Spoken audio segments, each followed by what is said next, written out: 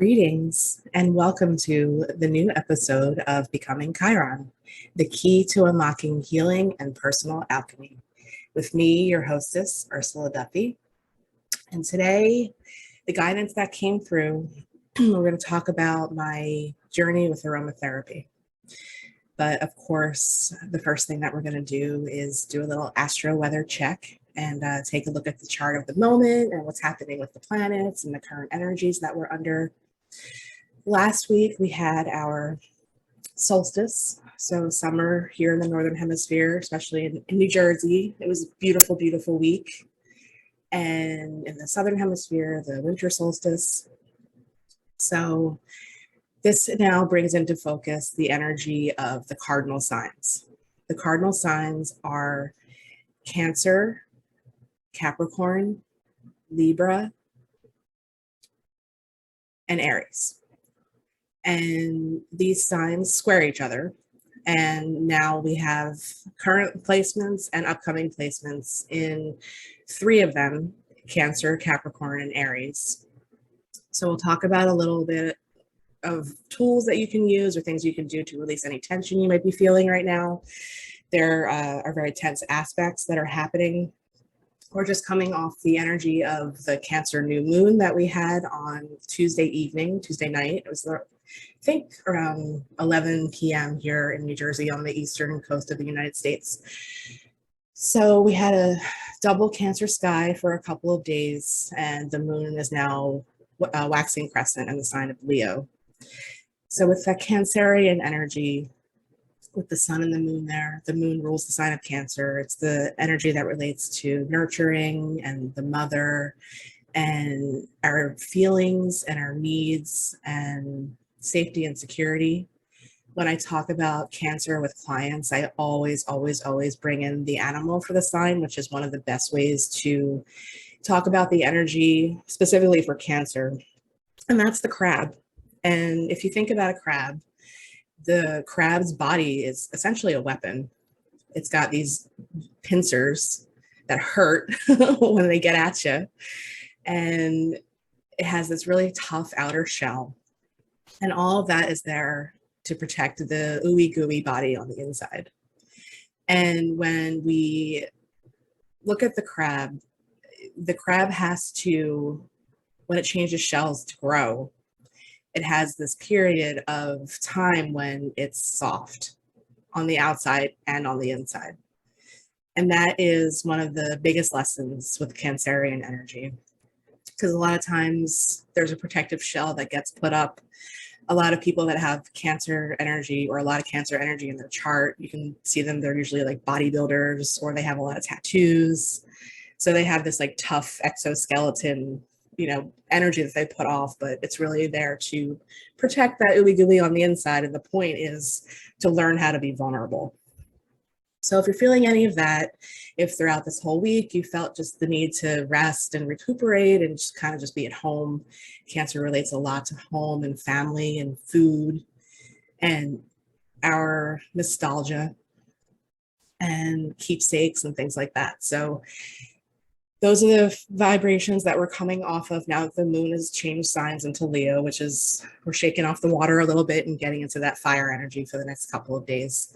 But the things that are really important to note currently, as well as energy that's coming up, is the placement of Pluto, which is still in the sign of Capricorn, and the planets that we have going on in Aries.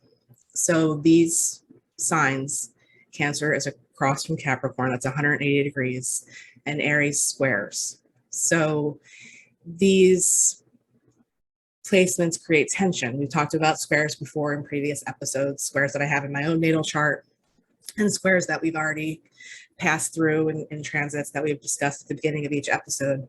Squares create tension, but right now the tension is extra because what we have going on, which is almost exact, is Mars and Aries square Pluto and Capricorn.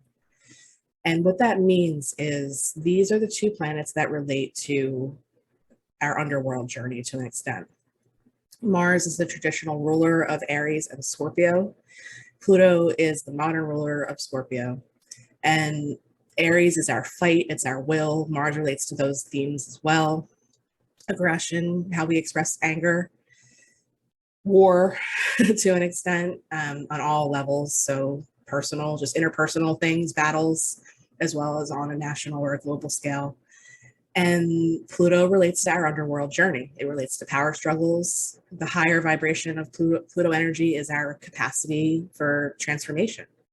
And Mars to an extent as well, more of the Scorpio expression, but we're talking about old wounds. We're talking about things that get under our skin, things that make us mad, things that make us want to express our emotions. And we have to make sure that we're doing that in the higher vibration, the light side, in a positive way. So the last time there was a square between Mars and Pluto happens roughly once a year. The last square we had was back in the fall when Mars was in Libra. And this one is building, it has been building, and it's almost exact. Pluto's at 27 degrees of Capricorn, 47 minutes, and Mars is at 27-24 in Aries. So we still have some time to go before it's completely exact, but it's been building. You can tell by what's happening right now. It's very reminiscent of things that were going on in 2020. It's a breaking point. It's a threshold experience. It's a call to action. That's what a square is. So I would highly recommend everyone take a beat and take the opportunity to really sit with your emotions. We're going back to that Cancer energy. We're in Cancer season. And think about the most mature way to express the way that you're feeling. Stay in the light, stay in the high vibration. That's what we're being called to do right now. Avoid war at all costs if possible. Detach from the talking heads and things that are, to an extent, I feel, inciting the shadow side of the expression of the square on purpose. And just do a little soul searching. We're talking about shadow work in particular. And you can learn more about shadow work, actually. The Sea Goddess Healing Arts Soul broadcast for June on our blog, on our website, seagoddesshealingarts.com, was actually all about shadow work. And the title of the blog post, the collaborative blog post that we did, is called The Light Side of Shadow Work. So it's time to dig deep. These things incite emotion. The last time that we had the square between Mars and Aries and Pluto and Capricorn was back in 2020, when Mars had its extended stay in Aries during that retrograde that we had. It was in Aries for like 6 months, and it was during the Mars retrograde in the fall of 2020. And that was a super intense time. Just think back to what was going on then. And when I wrote a blog post about Mars retrograde in Aries, you can find that on my website, ursaalchemy.com, on my blog. I called it the battle for our sovereignty. And with everything that's happening, especially on a national scale at the moment, just remember that you are a sovereign being. It could be helpful to read what I wrote. I compared the energy to the Karate Kid, and I feel like that's a really good analysis of the different ways that this energy can express. And you are a sovereign being, and no one can take that away from you. Stand in your power. Like I said, this is about power struggles, power dynamics, and hold your ground and do a little soul searching. Find the opportunities for healing in all of this, and pay really close attention to the words that are being used, and do a little research. You might find, if you dig a little bit on your own, that what's being presented isn't exactly what's going on, or things are being said in specific ways, like casting spells that are meant to create division and take us away from our sovereignty. So just some tidbits about the astro-weather that we're currently under. It will probably get more intense over the next week or so, and then the square will start to separate. Mars will move into the sign of Taurus, which is a much more steady energy. It's not exactly happy in the sign of Taurus. Mars doesn't like to move slowly, but I think it'll give us a little bit of a reprieve from the fiery, inciting Aries energy that we've been under. We have Jupiter in Aries as well. Jupiter squared the new moon that we had on Tuesday, another square that we're dealing with this week. So take the opportunity to lead and be a leader and take the higher road if possible. Fire ceremonies could also be a really good way to emote, like writing things down on paper, getting your emotions out in that way, and then just burning them and setting them off into the universe. We're under this fire energy now with the moon for the next couple of days, so it's helpful to work with to move things out. So that's where we're at astrologically. So I'm going to shift gears now into my journey with aromatherapy. And I want to talk about several different aspects of this journey. I feel that part of my mission here in this lifetime is to right the wrongs and to bring truth and clarity to very esoteric and ancient sciences, astrology and aromatherapy. There are a lot of misconceptions and misinformation out in the ethers about both of them. And in my journey, this is part of my Chiron journey for sure, was being led to them in a way where it was kind of a misinterpretation or not so much the truth of what I was looking at with both subjects, and then learning and getting guided to truth. Where I started with aromatherapy, I talked a little bit about this, I think in the last episode, my spiritual reawakening experience, but it really, my first dabble with it actually started, I think a couple years before that. And I used to watch the Dr. Oz show, and we'll talk about this in another episode, but when I started learning about how to eat and what's in our food and that kind of thing, I was very into using the book You on a Diet, written by Dr. Oz and Dr. Roizen. Also for heart health, we'll talk about all of that in other episodes. And I was watching his show, and he had somebody on, and they were making, it was like how to make homemade products or remedies for things that are mainstream that you could just buy at the store. And he had somebody on, and they were making a homemade hand sanitizer. And I would never do this now. Again, going back to how I was a little bit misguided, but they used oregano oil and coconut oil, I think it was, and they made a homemade hand sanitizer. And I found that fascinating. I was like, oh wow, what are these essential oil things? What is this? This is, really, really interesting. And that's where I started to dabble. I searched for how to get a bottle of oregano oil, and it just so happened that one of the sponsors of the show, Psychic Teachers at the time, was this Peaches Gifts, I think it was. And I went on her website, and she was a representative of one of the companies, and she sold oregano oil. So I thought, great, I'll support the show, I'll support her.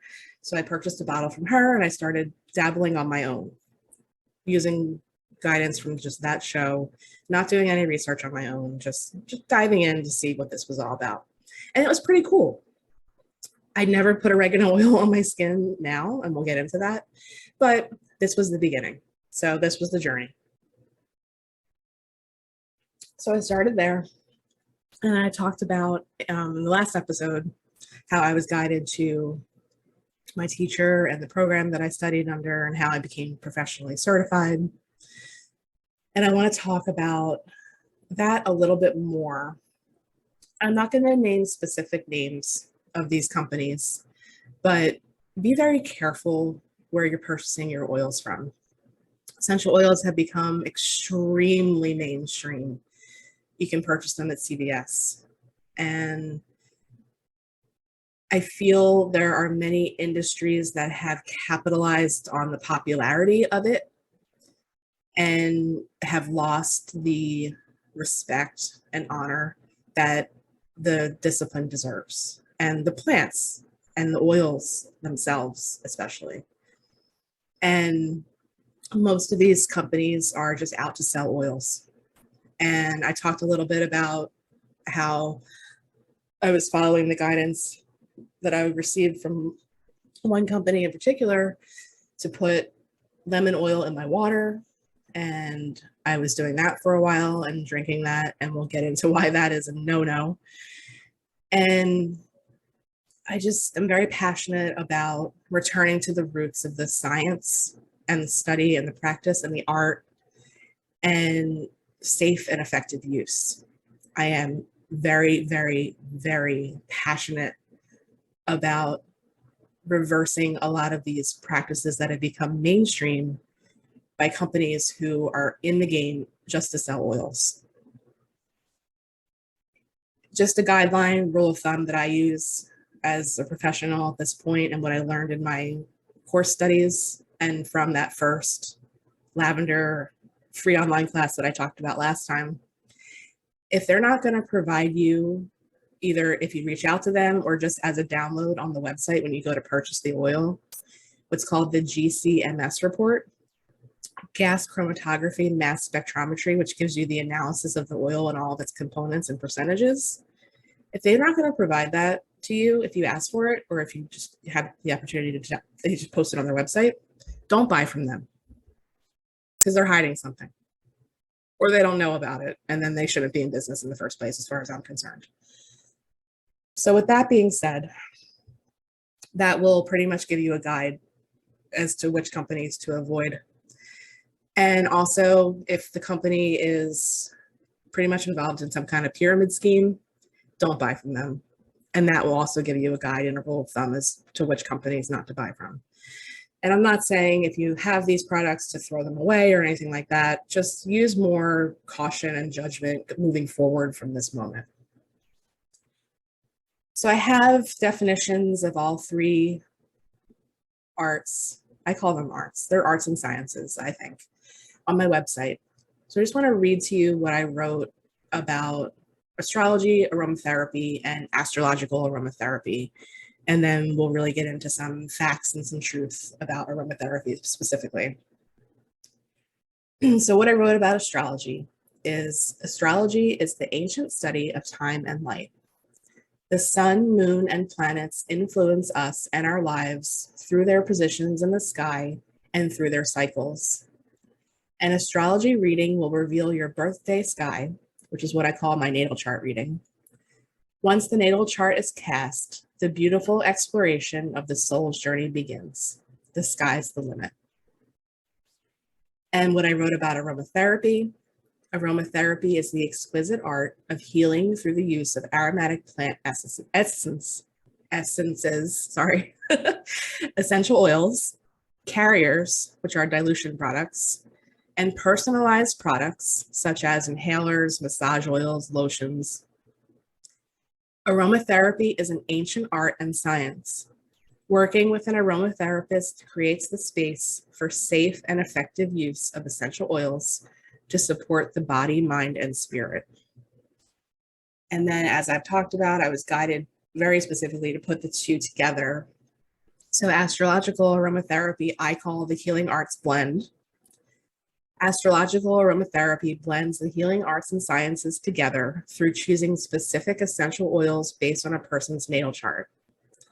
This healing modality creates an alchemy of plant, planet, and soul, unique to the person and his or her own personal journey. That is how I work with this. That is how I work with both individually, and then astrological aromatherapy, how I work with putting the two together. So for a little bit next, I want to cover just some facts to give you some perspective on concentration and the potency of essential oils. It takes 3 pounds of lavender flowers to make 15 milliliters of lavender essential oil. And that's the typical bottle size, is 15 milliliters. 1 drop of lemon oil is approximately 20 lemons. 1 ounce of rose oil, which is 30 milliliters, is roughly 2,000 roses. Let that sit for a moment. Conceptualize that. Really think about the amount of plant material that goes into these little bottles, these drops, drop by drop by drop that we use. And let that sit. because that is the root, as far as I'm concerned, where the respect and the honor and the sacredness should be and has been lost. One drop of oil is more than enough. Dilution, dilution, dilution is extremely important, especially when you're considering the perspective that I just mentioned. The concentration, the amount of plant material that goes into this. Extremely important. Extremely important. So when we're talking about, you know, how these are mass produced now and how we're just told to, you know, oh, add whatever, you know, don't count the drops, don't. These are practices that have been brought into the mainstream, I think, in particular by companies who are just trying to sell oil. So we're dealing with the plant's essence here. We're dealing with plant spirit. And not every plant is an aromatic plant. If you disturb a plant and you smell something, that's an aromatic plant. And most times we can extract an essential oil from that. So there's an extreme amount of science that goes into this. There's an extreme amount of chemistry that's behind this, biology, anatomy, and physiology. These were all parts of my course of study. I had to take, part of my lesson plans were biology of the plants. Part of my lesson plans were chemistry that goes into the analysis of all of the oils. The reason why we use these oils as therapeutics is because they have what's called these chemical components, which is where the therapeutic effects come from. We get into organic chemistry. They're called monoterpenes. They're called sesquiterpenes. There's a lot of science behind aromatherapy and essential oils. This practice, this study, this art has been around for millennia. Millennia. The use of herbs and healing, the original medicine. This is not something to be trifled with, and this is something that we need to kind of go back to the sacredness of it and the history that's been passed down and the knowledge from generation to generation over millennia. I am, now that I've been educated on everything, not pleased with my experience in the beginning, although it has brought me to this level of understanding and the passion that I feel for this. But when we talk about methods of absorption, the way that we get the oil into our bodies, this is one thing that I'm extremely passionate about as well. There's inhalation, there's absorption. What I was told to do with the lemon oil ingestion is by far one of the things I feel is a mainstream practice that is completely unsafe. You should not be ingesting essential oils. Think about what I said as far as the amount of plant material and the concentration in just one drop. As I learned in my course of study, ingestion really should only be done when you're working with what's called a clinical aromatherapist. So somebody that has studied deeply the effects and the oils themselves and what they do to our organs and the inside of the body. People should not be drinking lemon oil. I should not have been drinking lemon oil. I actually called the company after I started learning, and the person that I spoke to on the phone had no idea how to answer my questions. And I was just really sad about that. Because if I had continued doing that, I really could have hurt myself. I really could have damaged my esophagus and my stomach. So that is something, the safe and effective use, I'm extremely, extremely passionate about. The other thing too is just common knowledge that's lacking a little bit, and information about oils themselves. There are certain oils, specifically many of the citruses, that are what's called phototoxic. And if you put them on your skin in certain concentrations and go out in the sun, your skin will burn badly. Look it up online. Just do a search. in your favorite search engine for phototoxic effects or something along those lines of essential oils on the skin. And you'll see the pictures, and it's horrifying. Everything has a place. The therapeutic properties and the safe and effective use are extremely important. Also, concentrations, like I talked about, dilution. Most products and oils, you're good with like a 1 to 2% dilution, which is 10 to 12 drops in an ounce. Let that sit. Think about that amount. And then the other thing too is there's some common mainstream practices of just putting oils directly on your skin, which is also not a very safe practice, especially when we're talking about the certain citrus oils that are phototoxic. I burned my finger the other day, and that is one of the few times that I will ever apply an oil, what's called neat, which is undiluted, to my skin. And it was lavender, which is generally safe and really good for burns. In certain trauma situations like stings, bug bites, cuts, burns, it's really the only time that it's okay to apply an oil directly to the skin. The other part of this too is these are oils. They don't dilute in water. If you'll notice, if you just put a drop of oil on water, it floats. So shaking blends, shaking them before you use them and things like that are extremely important too. If it's in like an aqueous solution like water or aloe vera gel or something like that. Like if you've ever made your own cleaning spray for your countertops or something, you'll see that the oils just sit on top. So you have to shake it before you use it. Don't ever put an oil directly in your bath water. Dilute it first. I know that's a common practice as well. Just put a couple drops in the bath. No. Dilute it in coconut oil or aloe vera gel or something, and then you can enjoy your bath. The other things that I think are really important to touch on are essential oils. Some of them have a shelf life. They can oxidize. It's called oxidize. And when you use an oil that's been oxidized or has pretty much gone rancid or bad, that can harm you as well. Most of the citruses generally have like a 1-year shelf life. So the quantities that you purchase your oils in, the way that you store them, that's all important information and things to know if you're dabbling in this practice and this art. You can find a lot of really good information online on reputable websites. When you buy an oil, there should be information about how to safely and effectively use it. These things are incredible healing arts and tools, and it's important to use them and honor them.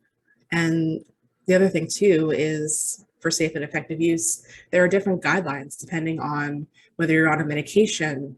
Certain oils have certain interactions with certain pharmaceuticals. You shouldn't use oils with babies. Actually, kids, I think under 5, it is 3 to 5, you shouldn't use the oil at all. You should use the hydrosol because the oil is too strong.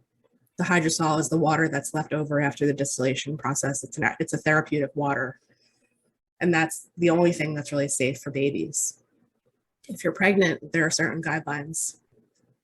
There are a lot of things to consider that are missing when it comes to aromatherapy practice.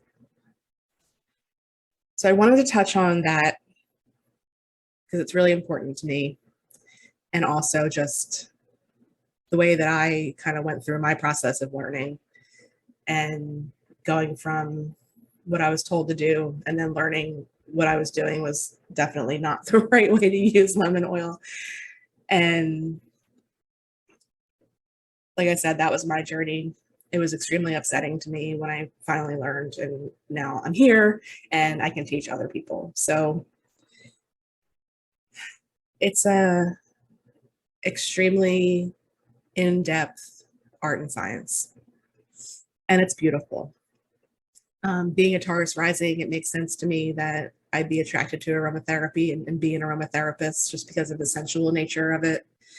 but I'm also a very science-based person. I have my South Node in Aquarius, which is the scientist. So knowing how and learning how to appreciate both the art and the science of it is definitely a big part of my path. And next, I want to switch gears a little bit and go into astrological aromatherapy. So putting these two sciences and arts together, which is ultimately my favorite thing to do. If I could do astrological aromatherapy with every client, I would be so ecstatic. But I'm happy to also do them separately. So I talked last time about the book and the paper that I wrote for my for getting my aromatherapy certification.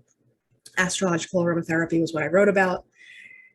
And part of this practice that has gone back millennia is knowing the correspondences. And what I mean by correspondences is how plants relate to the planets and the cosmos. You can see it visually. If you look at a plant that's very spiky, usually that has an association with the planet Mars. Flowers have an association with the planet Venus. Tobacco with Saturn. Every plant has a planet, pretty much. So we talk about, when we get into the aromatic plants, oils have associations with planets as well. And that's pretty much the bulk and the meat of the book, Astrological Aromatherapy, is talking about the plants and their association with the planets, but then also Patricia's work as a massage therapist and bringing aromatherapy into her practice and working with people's birth charts. So I just want to go over just a little review. I did talk about this on the interview I did on Psychic Teachers podcast, what she came up with, her signature oils for each astrological sign. And this is what I use in my own practice now of working with people's charts and then creating a blend for them. So just kind of go through the zodiac. For the sign of Aries, the signature oil that she came up with is rosemary. And then I, pulled this information out and wrote about this in my paper and analyzed the correspondences with the qualities of the signs as well. So it's really interesting because Aries relates to the head and rosemary is really good for remembering. I know it's called the herb of remembrance, but also it's really good for headaches. So just some fun facts about that. For the sign of Taurus, the signature oil that she came up with was rose, which is perfect in my opinion. For Gemini, it's basil, which I also find really interesting because of you can use basil a lot for like energetic cleansing. And a lot of the times with Gemini energy, it can be very flighty and scattered and nervous. So sniff some basil oil or just, break the plant into your hand. This is basil season right now in the Northern Hemisphere, especially in New Jersey with all the summer produce and herbs. So that was also really interesting to me. For the sign of Cancer, she came up with German chamomile. It's also called blue chamomile. The oil is actually blue, which is fascinating to me. There are several oils that have a blue color, and that color comes from the extraction process. So there's different methods of extracting oils. There's distillation. There's cold pressing, which is mostly used for the citrus oils because the oil comes from the peel, the rind. There's CO2 extraction, there's solvent methods. So sometimes this process creates a color, and specifically for German chamomile, it's blue. And just Cancer and the water, it's so cool.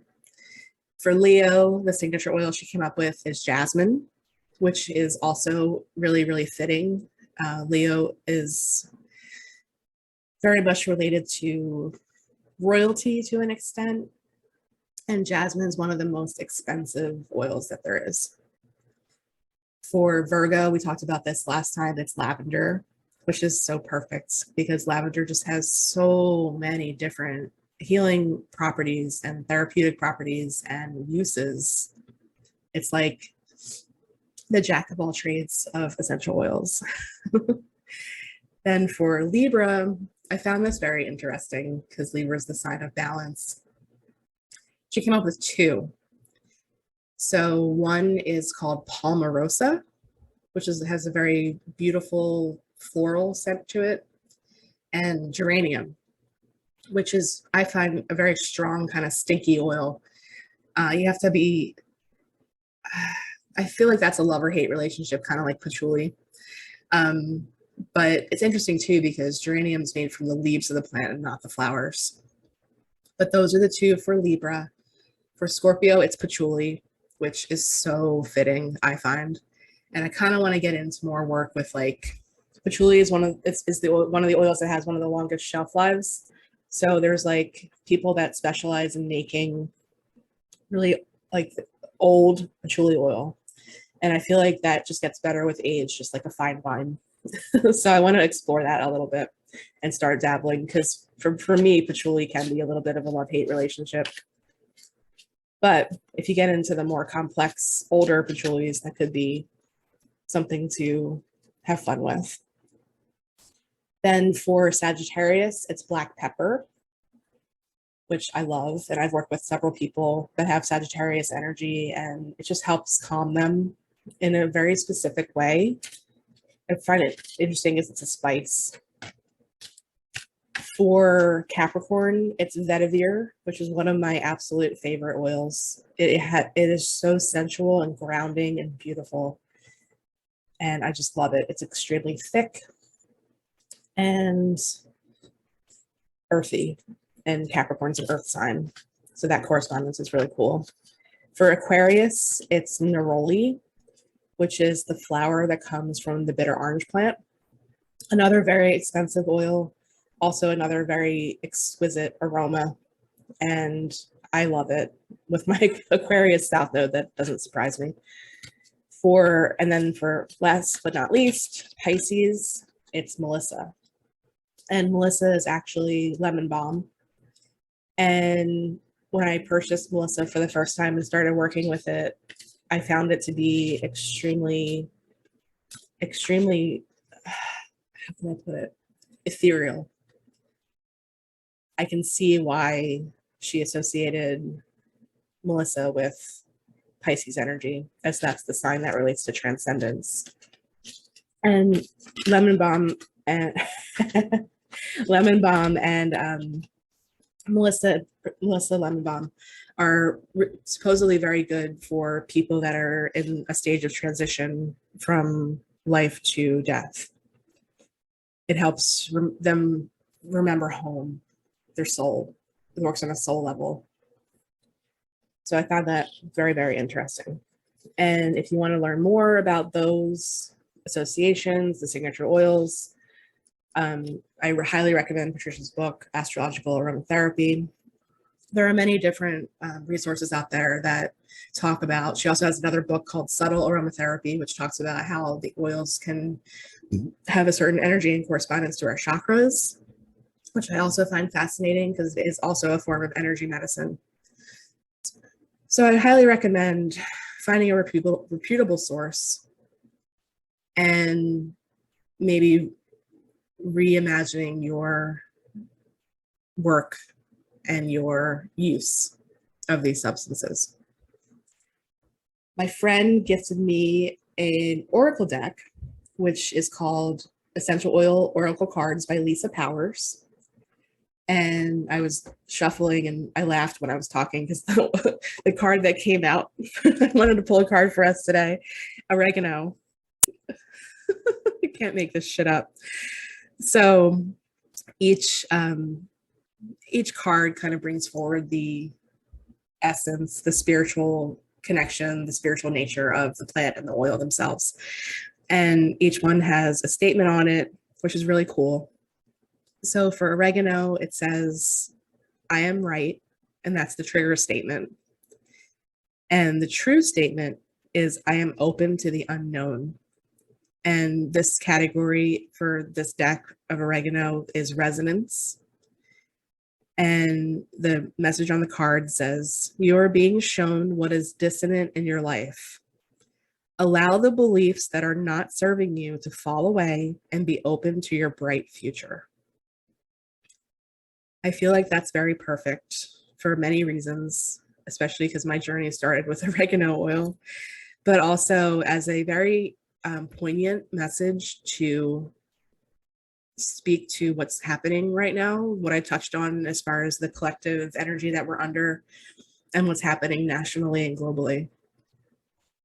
And one of the really cool things with oregano oil is that it is extremely potent for being an antiviral, antibacterial.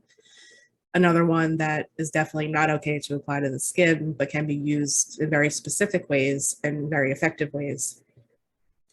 And the idea of dissonance, and then this being a very cleansing oil that helps disease,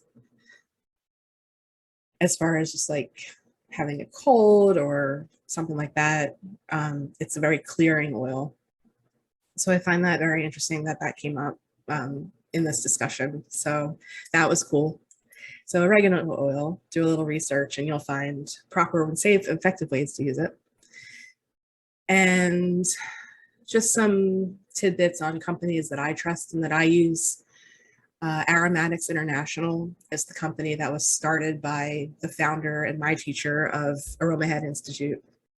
And now it's been taken over by two wonderful women, and they are awesome and they have beautiful, excellent products. And a couple other companies that I use that I trust, Eden Botanicals is one, and they're really cool because you can actually order samples of things on their website. And Mountain Rose Herbs is a good one, as well as Simply Earth is also a really, really great company with an incredible mission. So those are the few of my trusted sources that I will buy my products from. I mostly purchase from Aromatics International. And as all this guidance came through and the reasons to have this discussion and to go into this topic, I will be adding an aromatherapy consult service to my list of services. Astrological aromatherapy is there. That is my absolute favorite. That in that service, I do the first part of it is doing your birth chart reading, time, date, and location, preferably if you've got them. And then the second part is the aromatherapy consult. And how I work with that is I require intake forms. There's a bunch of questions on there as far as medical history, conditions, medications that you're on. So we make sure that there's no contraindications with oils. And then I make a blend. We kind of talk about where you are energetically in your chart, what areas could, signs, specifically houses, if you've got planets there, where you're kind of feeling like there's more energy that you could put into a certain spot, or what cycle you're in. And then we make a blend and see if that helps energetically with what your soul is kind of calling for at the time of the reading. And there are many different ways to work with that. We could do something like a diffuser blend or a lotion or a perfume, like a roll-on. I also have, and we'll be adding those to the website soon as well, 2 products that I created, signature blends for a sea goddess based on the quote unquote birth chart of the business. And I made an energy cleansing spray, which is great for when you can't use like Palo Santo or sage smoke. It's a smokeless energy cleansing spray that has white sage hydrosol in it. That's part of the blend. As we know, sage is really good for cleansing energy and cleansing a room, and it has antiviral and antibacterial properties as well. So it's a smokeless smudge, I guess you could say. And then I also made a roll-on perfume, which is beautiful. And I love it. I use it every day. That's one of my favorites. And that's completely unique. You will not find those blends anywhere else in the world because it's based on the birth chart of the business. So those are cool, and those are on the website. And then we also sell them when we vend at events and things. So those 2 services are there. I'll be adding the aromatherapy consult soon. And I'm going to wrap this up for today. I feel like I've said a lot. There's a lot to digest there and let marinate. If you have questions, I am happy to help, provide you with resources, or guide you in a direction that's better for safe and effective use if you're doing some of the things that I recommended against. My email is ursaalchemy@gmail.com. You can find all of my services on seagoddesshealingarts.com. And this all very much relates to the Chiron journey as well, in my opinion, for myself personally, but also collectively. And being up in a cave and mixing tinctures and essential oil blends and doing them from the heart and honoring the soul and the spirit of the plants. That's what Chiron, I can imagine, would have been doing. And then teaching that to people. So that's a wrap for today. I'm going to close out there. And as I say at the end of every episode, remember to be a maverick. Bye.